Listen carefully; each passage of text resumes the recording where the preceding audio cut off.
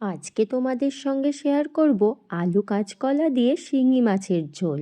প্রথমে এখানে যে শিঙি মাছটা দেখছো ভালো করে কেটে ধুয়ে নিয়েছি। এবার তার মধ্যে লবণ আর হলুদ মাখিয়ে নিলাম। আমি মাছগুলোকে গোটা না রেখে অর্ধেক করে কেটে নিয়েছি।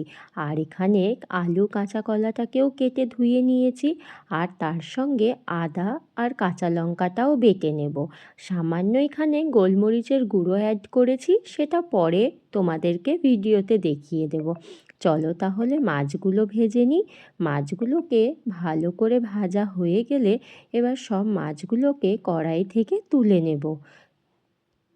ওই তেলের মধ্যেই আলুগুলো দিয়ে সামান্য লবণ আর হলুদ দিয়ে আলুগুলোকেও বেশ লাল লাল করে ভেজে তুলে নেব।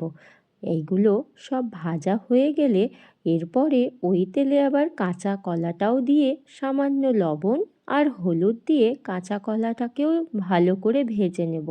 আমার তরকারির মধ্যে সবজিটা ভালো করে ভাজা না হলে ভালো লাগে না, তাই আমি সবসময় সবজিটা লাল করে ভাজার চেষ্টা করি। এবার ওই তেলে সামান্য কালো জিরে আর তেজপাতাটা দিয়ে দিলাম। আমি এখানে শুকনো লঙ্কাটা দিইনি। এবার আদা কাঁচা লঙ্কা বাটাটা দিলাম, সামান্য হলুদ আর এই যে গোলমরিচের গুঁড়ো আর চিনি।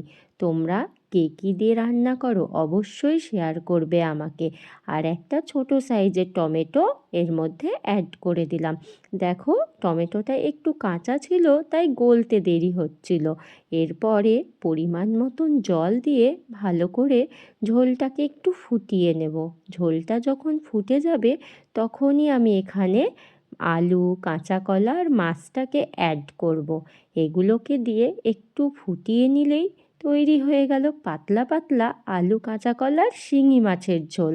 তোমাদের রেসিপিটা কেমন লাগলো কমেন্ট করে জানাও। সাবস্ক্রাইব করতে ভুলো না।